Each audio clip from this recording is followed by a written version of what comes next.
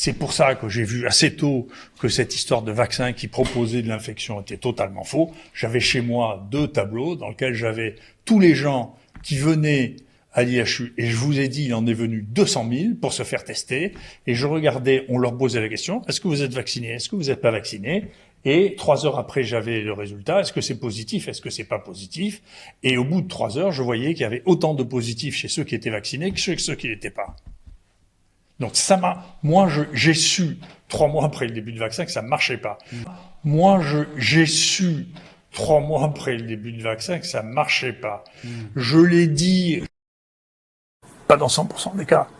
Donc ça, ces précautions à prendre chez les gens qui sont très fragiles sont très importantes. Il est important de prévenir les gens fragiles de ce danger. C'est le cas maintenant de plus en plus. On voit que chez les femmes enceintes, il y a un risque au cours de la maladie du Covid, et donc il faut qu'elles prennent des précautions de contact et de prévention vis-à-vis de cette maladie, parce que si elles font cette maladie, elles ont une chance de faire une forme plus grave que si elles font pas cette maladie. Donc il y a une différence, et donc il faut faire attention à la prévention qui est un groupe à risque identifié maintenant. Et donc si une femme a un désir de grossesse, moi je crois que c'est mieux qu'elle le fasse avant sa grossesse, d'être sûre qu'elle est vaccinée avant de commencer à mettre en place son désir de grossesse. Pendant qu'elle n'est pas enceinte, le vaccin représente strictement aucune inconnue jusqu'à présent.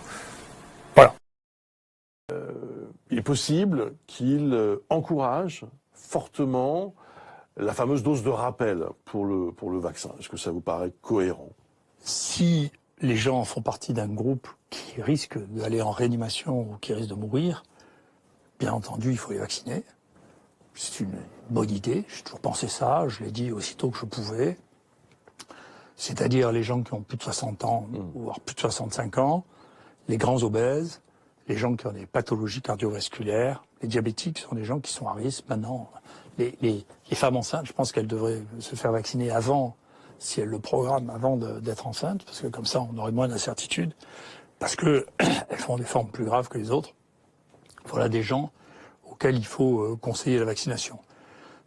Pour le reste de la population, l'intérêt de la vaccination est ce que la vaccination empêche la circulation du virus et de l'épidémie.